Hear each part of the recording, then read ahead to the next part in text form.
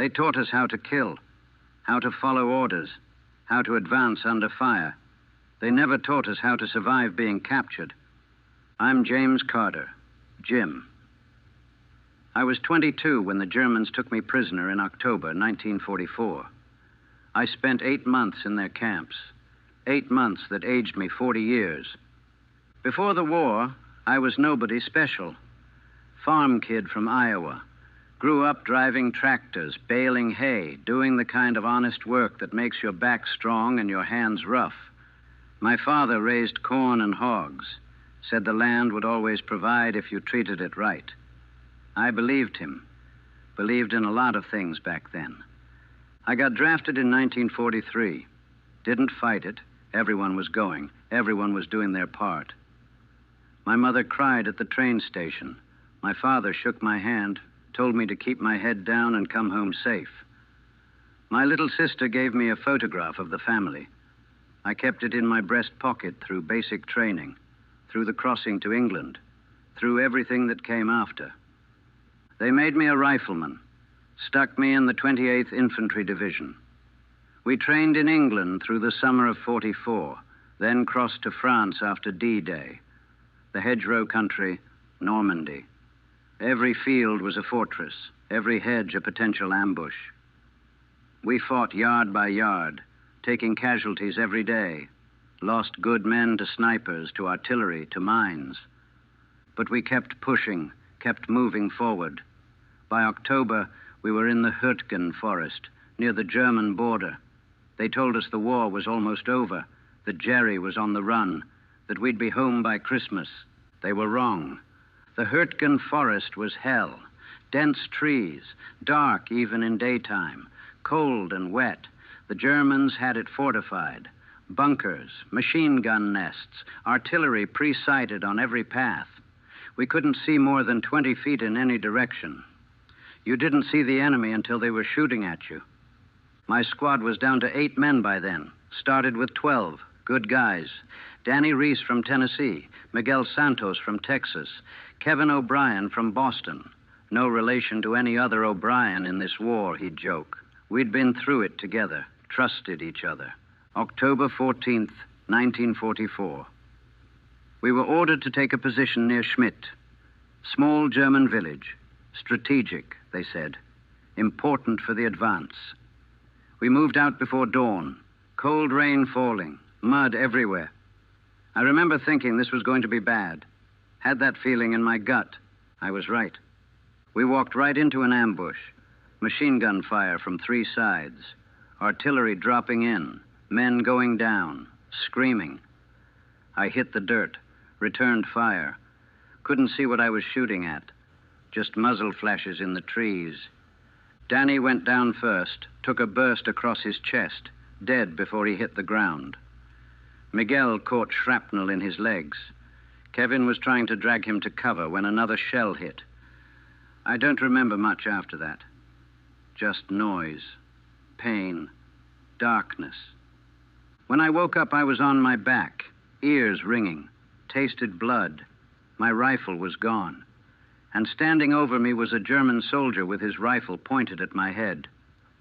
Für dich ist der Krieg vorbei, he said. I didn't speak German, but I understood. For me, the war was over. I was wrong about that, too. The war was just beginning. They searched me, took everything, my helmet, my canteen, my rifle, the photograph of my family. One of them looked at it, looked at me, put it in his pocket. I never saw it again. There were maybe 20 of us, Americans who'd survived the ambush, wounded mostly, dazed, in shock. The Germans lined us up, hands on our heads. Anyone who couldn't stand was left where they fell. I heard shots behind us as we marched away. They weren't taking the seriously wounded. Kevin was with us, barely. He was limping, blood soaking through his pants. I tried to help him, but a guard shoved me forward with his rifle. Schnell! Schnell! Fast! Move fast! We marched for hours, through the forest, along muddy roads, past destroyed German vehicles, past their dead. They'd taken casualties, too. Looked like they'd been hit hard by our artillery before the ambush. Young soldiers, old soldiers. Some looked like they should still be in school. Others looked like they should be retired. Germany was running out of men. I could see it in their faces, in their threadbare uniforms, in the desperation. They were losing, and they knew it. Made them mean, made them dangerous. Kevin collapsed around noon, just fell, couldn't get up.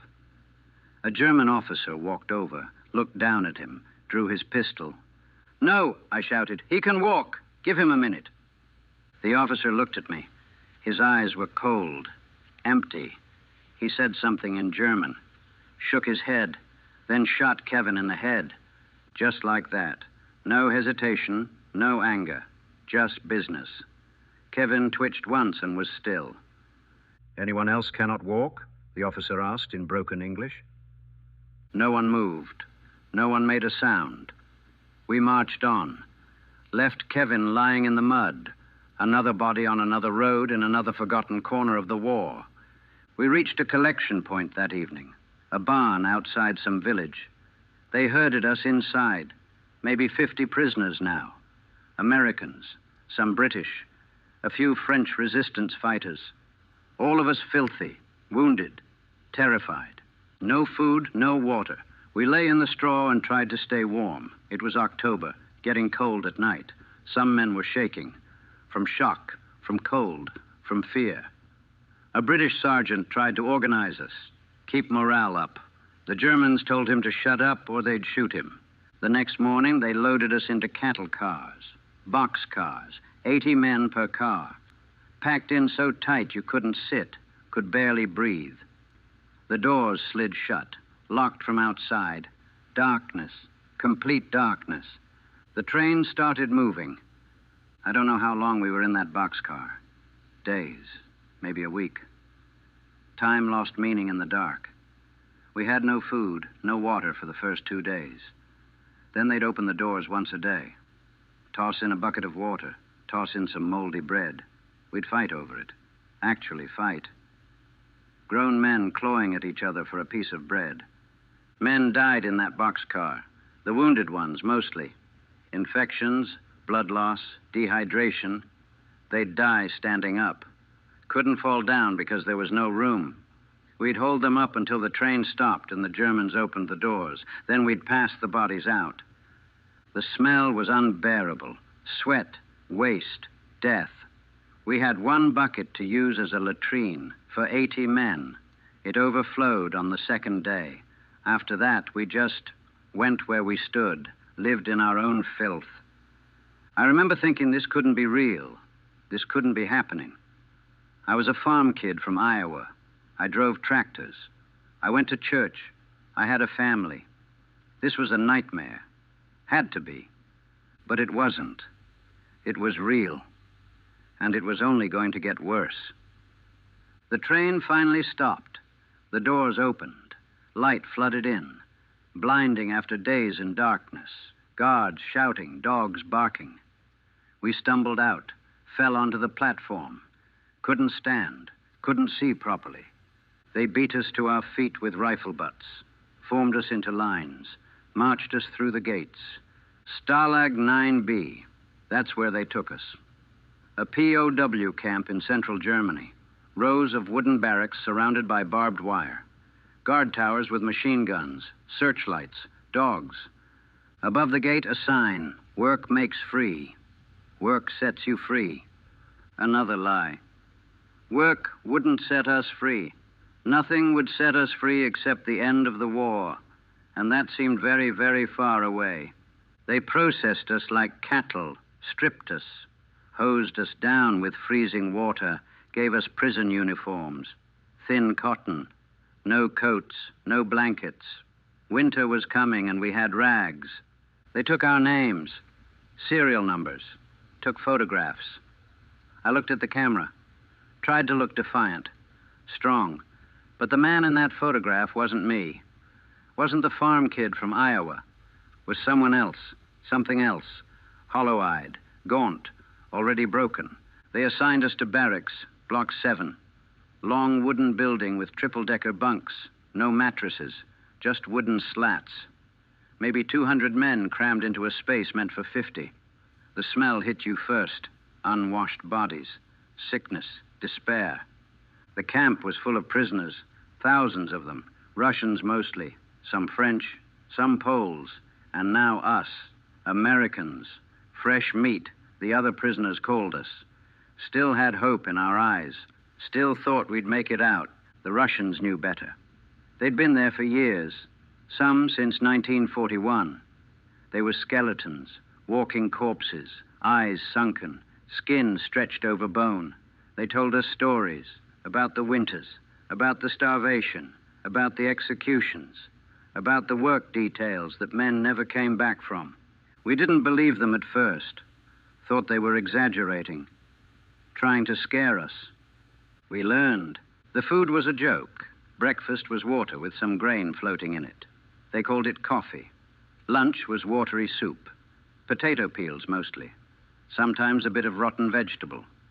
Dinner was a slice of bread, black bread, sawdust mixed in to make it go further. Maybe 800 calories a day if you were lucky. Working men need 3,000. We were starving, slowly, deliberately. The work details started immediately. They'd come at dawn, guards with dogs. Rouse, rouse, out. They'd pick men, sometimes at random, sometimes the strongest looking ones, load them onto trucks, take them to factories, to rail yards, to construction sites, to clear rubble from bombed cities. You worked 12 hours, sometimes more. Hard labor, moving materials, digging, carrying, no breaks, no water. Guards would beat you if you slowed down, beat you if you stopped, shoot you if you collapsed. I got selected on my third day, sent to a factory making parts for German vehicles. We worked the machines, dangerous work. Men lost fingers, lost hands. The Germans didn't care. Plenty more prisoners to replace you. I tried to sabotage what I could. Loose bolts, scratched parts, small things. Others did too. Slowdowns, mistakes that looked like accidents. It was resistance, the only kind we had. But if you got caught, they'd shoot you, or worse. There was a Russian in our work detail, Dmitri. Spoke broken English. He'd been there since 42, captured at Stalingrad. He showed me tricks. How to look busy while doing nothing. How to steal food. How to avoid the worst guards. You are new, he said, still strong. Use strength now. In winter, you will have nothing left. He was right. By November, I could feel myself weakening, losing weight, losing strength. My ribs were showing. My clothes hung loose. I was always cold, always hungry, always tired. Men started dying, not from bullets, from disease, dysentery, typhus, tuberculosis, pneumonia. The camp had no medicine, no real medical care. You got sick, you died. Simple as that. The latrines were open pits, breeding grounds for disease. You'd squat over them while trying not to fall in. Men did fall in. Too weak, too sick. They'd drown in human waste. We'd pull them out if we could, if they were still alive. Usually they weren't. The bodies were collected each morning, stacked like cordwood outside the barracks, taken away in trucks. We didn't know where, didn't ask, just knew that every morning there were more. I watched men give up, just stop fighting, stop eating, stop moving. They'd lie in their bunks and wait to die. The guards called it going Muslim. I don't know why, but we all knew what it meant. Once a man stopped caring, he was gone, usually within a week. There was an American, Robert Miller, from Oregon. Good guy, strong guy. But he got dysentery. Couldn't keep anything down, couldn't stop the diarrhea. He wasted away in a week. Went from a solid 180 pounds to maybe 100. His eyes went hollow. His skin turned gray. "Tell my wife," he whispered to me one night. "Tell her I tried." He died the next morning, 23 years old, left a widow and a baby he'd never met. I helped carry his body to the pile, felt how light he was, how easy to lift, like he was made of paper, like he'd already been gone before he died. The winter came early that year. November brought snow. We had no heat in the barracks, no coats. We huddled together at night for warmth, packed in like sardines. You'd wake up and the man next to you would be dead, frozen. We'd take his clothes, had to. Survival meant doing things you never thought you'd do. The guards were cruel, but the winter was crueler. Men lost toes, lost fingers, frostbite turning tissue black, gangrene setting in. There was no treatment. You just watched parts of yourself rot. Watched them cut pieces off if you were lucky. Watched yourself die slowly if you weren't. I remember standing in formation one morning, roll call. December, maybe. The wind was howling, snow swirling. We stood there for 2 hours while they counted us, counted again, lost count, started over. Men were falling, passing out, dying. The man next to me started swaying. I grabbed him, held him up, whispered for him to stay with me. He looked at me. His eyes were empty, already gone. He died right there, standing up. I held him until roll call ended, then let him fall. I don't remember his name, don't remember his face clearly, but I remember holding him, feeling him die, feeling his weight become nothing. That's what the camp did, stripped away everything, your strength, your dignity, your humanity, reduced you to an animal, and then killed you slowly while you watched. By January 1945, I'd been a prisoner for 3 months. Felt like 3 years. Felt like forever. The Germans were losing. We could tell. The guards were nervous. Older men and boys now. The able-bodied soldiers were at the front, trying to stop the Allied advance. We could hear the bombers overhead, British at night, Americans during the day, heading east to pound German cities. Part of me cheered every time I heard them, hoped they'd drop every bomb they had, make the Germans pay. But another part of me knew that every bomb brought their reprisals, guards taking it out on us, less food, more beatings, more executions.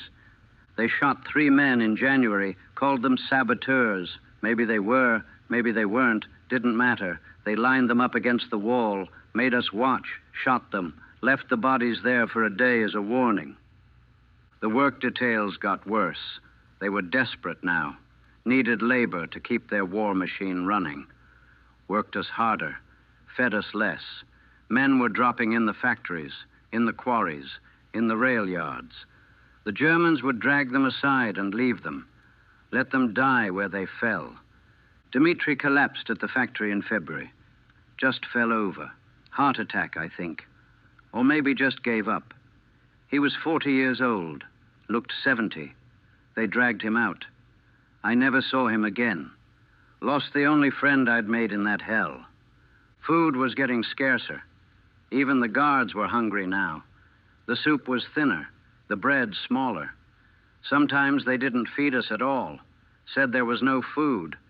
Said the trains were being bombed. Said we were lucky to be alive. Lucky. That word again. Men were eating anything. Grass when they could find it. Bark from trees. Leather from shoes. I saw a man eat a rat, raw. Couldn't blame him. Protein was protein. I probably would have done the same if I'd caught one. The lice were unbearable. In your clothes, in your hair, on your skin. Biting. Always biting. You'd scratch until you bled. But that just made it worse. Infections. Sores that wouldn't heal. Your body couldn't heal. Didn't have the resources. I got sick in March, fever, chills, couldn't keep anything down. Lay in my bunk, shaking, drifting in and out, dreaming of home, of my mother's cooking, of clean sheets, of being warm, of being human again. I should have died. Most men in my condition did. But something in me wouldn't let go.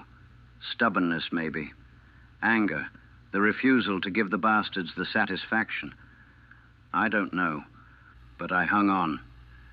A British medic, if you could call him that, he had no supplies, no medicine, checked on me. "You're a tough one," he said. "Most Yanks don't make it past 3 months." "How long you been here?" I asked. 2 years. 2 years. I couldn't imagine it. Couldn't conceive of surviving this for 2 years. But he had, somehow. He was a skeleton, but he was alive, still helping others, still fighting. "Why?" I asked. "Why keep going?" He looked at me. His eyes were hollow, but not empty. Not dead like some. "Because giving up means they win," he said. "And I'll be damned if I let them win." Simple as that. Spite. Pure spite, keeping him alive. Keeping all of us alive. The determination not to give them the satisfaction of our deaths. The news filtered in slowly. Whispered rumors. The Russians were coming from the east. The Americans and British from the west. Germany was being squeezed. The war was ending. We just had to survive long enough. But surviving was getting harder. April brought warmth, but no improvement. The camp was overcrowded now. More prisoners arriving as the Germans retreated, evacuating camps in the east. Death marches, they called them. Forced marches of thousands of prisoners. Many didn't make it. Dropped on the roads, shot, left to die. The ones who arrived at our camp were in worse shape than we were. Walking skeletons. Many were Jews, concentration camp prisoners. They'd been through things that made our suffering look like a vacation. Saw horrors we couldn't imagine. The guards separated them, kept them apart.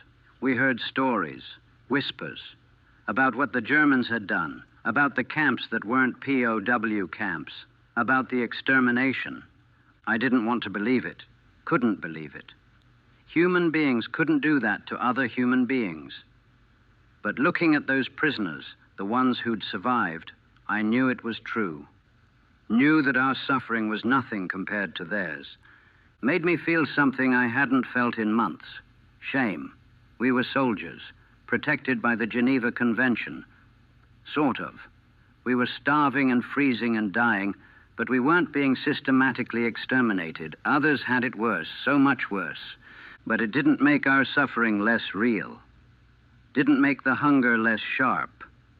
Didn't make the cold less brutal. Didn't bring back the men who died. By late April, the guards were getting ready to evacuate. We could feel it. They were burning documents, packing up. The sounds of artillery were getting closer. American artillery.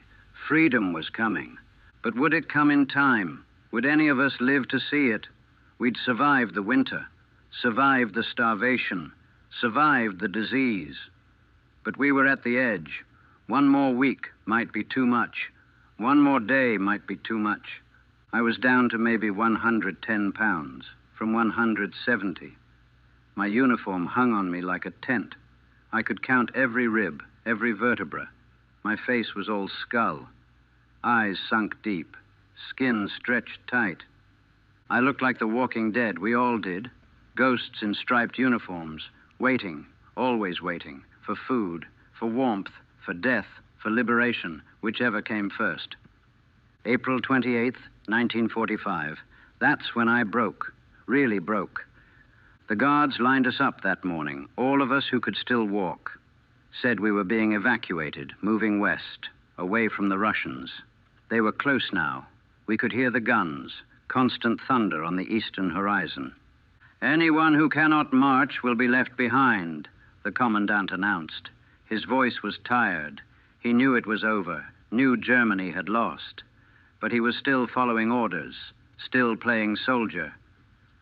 We marched out the gates, maybe 1,000 of us, leaving behind the men too sick to move, too weak, too far gone. We heard shots as we left, the guards killing those who remained. Can't leave witnesses, can't leave evidence. We walked west, no food, no water, just walking. Men dropped within the first hour. The guards shot some, left others where they fell. No time, no reason to care anymore. I kept walking, one foot in front of the other. That's all I could do. Don't think, don't feel. Just move. Stop moving and you die. Simple equation. We walked for 3 days, maybe 4. Time lost meaning again. Day and night blurred together. Sleepwalking, dream walking. Sometimes I'd forget where I was, think I was back home, walking to the barn to do chores. Then I'd stumble, fall, and reality would slam back. Men were dying all around me. Every few minutes, someone would collapse. Sometimes the guards would shoot them. Sometimes they'd just leave them. We'd step over the bodies, keep moving, had to, no choice. I saw things on that march that I can't forget, won't ever forget. An old Frenchman who couldn't go on, sat down, refused to get up. A guard walked over, put a pistol to his head. The Frenchman looked up at him, said something in French, probably goodbye. The guard pulled the trigger.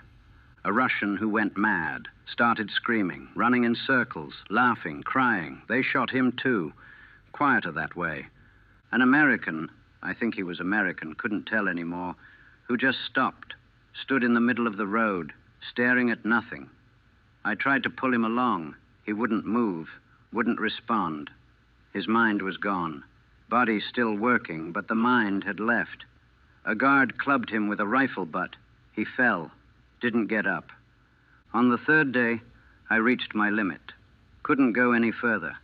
My legs wouldn't work. My body was shutting down. I sat down at the side of the road. This is it, I thought. This is where I die. 3 days from liberation, 6 months surviving that camp, and I'm going to die on a road in Germany. A guard walked over. Young kid, maybe 16. His rifle was bigger than he was. He pointed it at me. His hands were shaking. I looked up at him, too tired to care, too empty to feel fear. Go ahead, I said. Do it. He stared at me, his finger on the trigger, and I saw something in his eyes. Not cruelty, not hatred, just exhaustion. He was as done with this as I was. He lowered the rifle, walked away. I sat there, waiting to die, too weak to move, too weak to care. The other prisoners shuffled past. No one stopped. Couldn't afford to. Survival meant moving forward, always forward. Then someone grabbed my arm, an American. I didn't know his name, never learned it. He pulled me to my feet. Come on, buddy, he said. Not today. You don't die today. I can't, I whispered. You can. We're close. I can feel it, just a little further. He half carried me, half dragged me, kept me moving, saved my life, and I never even knew his name. That night, the guards disappeared, just vanished, left us in a field, took the trucks and left. They knew what was coming, knew they'd be shot if they were caught, so they ran. We were free, sort of. Free to die in a German field, free to wait for liberation, free to wonder if we'd live long enough to see it. I lay in that field and looked up at the stars. Same stars as over Iowa. Same stars as over my father's farm. But they seemed different somehow. Colder, more distant. Like they were watching our suffering and didn't care. I started crying. First time since I was captured. Just broke down, sobbing. All the fear, all the pain, all the death, all the loss. It came pouring out. I couldn't stop it, couldn't control it. The American who'd saved me sat down next to me, didn't say anything, just sat there while I cried. When I finally stopped, when I ran out of tears, he spoke. My name's Thomas, he said. Tom. Jim, I managed. We're going to make it, Jim. Going to get through this, going to go home. I wanted to believe him. Wanted to believe that home was still possible, that I could go back to being the farm kid from Iowa, that I could forget what I'd seen, what I'd become. But I knew the truth. Even if my body went home, whatever I'd been before was dead. Died in that camp. Died on that march. Died somewhere between capture and now. The next morning we heard engines. American engines. Tanks. The sound of liberation. Soldiers appeared. American soldiers. Young, healthy, well-fed soldiers in clean uniforms. They stared at us, horror on their faces. One of them vomited. Another started crying. "Jesus Christ," one of them whispered. "What did they do to you?" We couldn't answer, couldn't explain. Just stood there, skeletons in rags, living proof of what human beings can do to other human beings. They gave us food, chocolate, rations. We ate too fast, got sick. They had to take it away, feed us slowly. Our stomachs couldn't handle real food anymore. They took us to a field hospital, gave us beds, clean clothes, medicine, tried to put us back together. But some things can't be fixed. Some damage is permanent. I was free.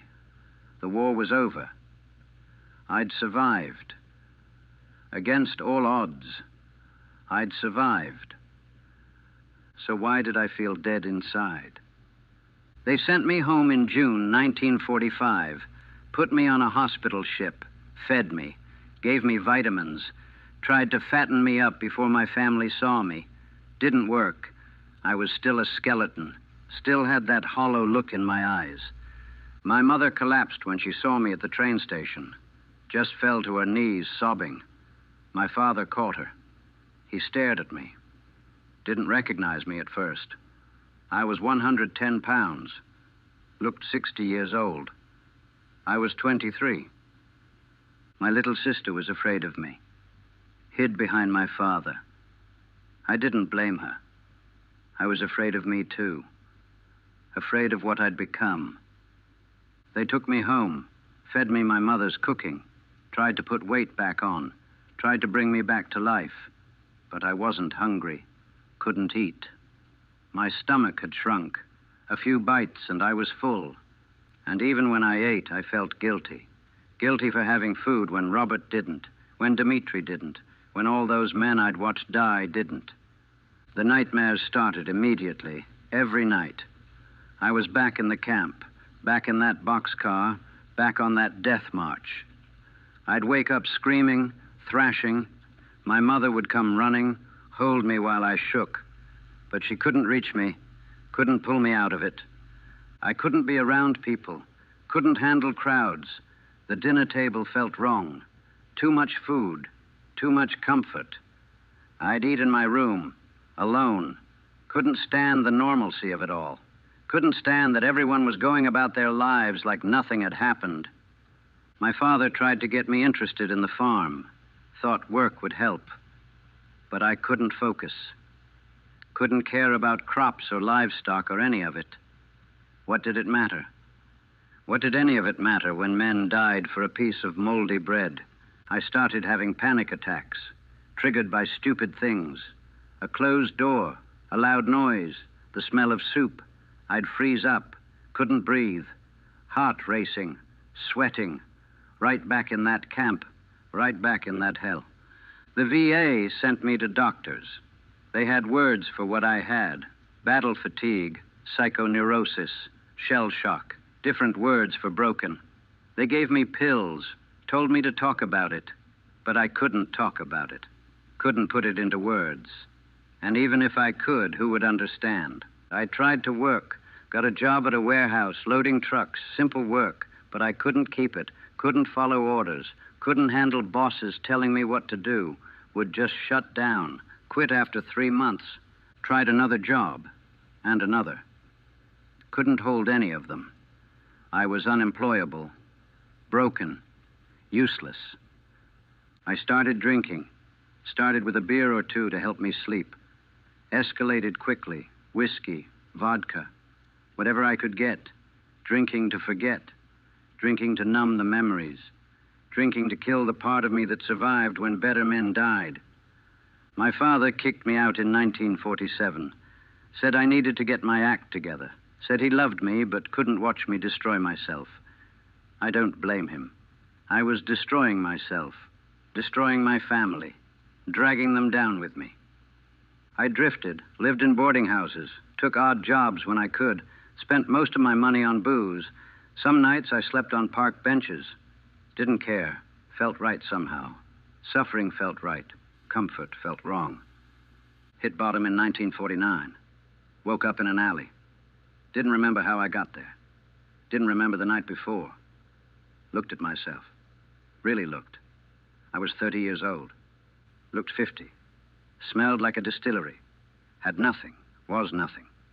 I thought about ending it. Seriously thought about it. Had a gun.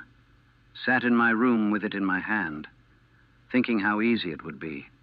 How much easier than this, than living with the memories, with the guilt, with the knowledge of what I'd seen, what I'd become. But I couldn't do it. Couldn't pull the trigger, because that would mean they won. The Germans, the camp, the war. If I killed myself, they'd have killed me, just taken longer. So I didn't. I got sober instead. Took 2 years, failed a dozen times. But I did it. Got clean, got a job, started putting my life back together, piece by piece, day by day. Met a woman in 1953, Sarah. She was a widow, lost her husband in the Pacific. She understood loss, understood nightmares, understood that some wounds never heal. We got married, had 2 kids, built a life, but I was never the same. Never that farm kid from Iowa. That person died in Germany. What came back was something else. Someone who'd learned that civilization is thin, that humanity is fragile, that good men die for no reason while monsters walk free. I'm 73 now. The nightmares have faded, mostly. Still have them sometimes. Still wake up in that camp. Still feel the hunger, the cold, the fear. Still see the faces. Robert, Dmitri, Kevin, all of them.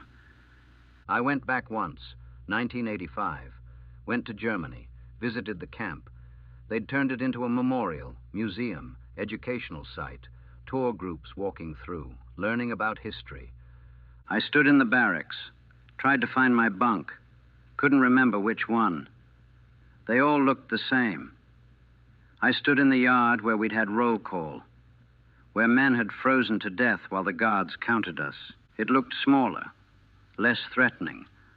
Time and peace had diminished it, made it just a place, just buildings and wire and empty space.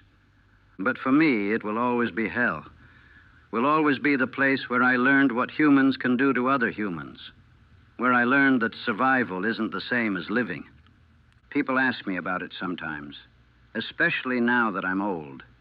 They want to hear the stories, want to know what it was like.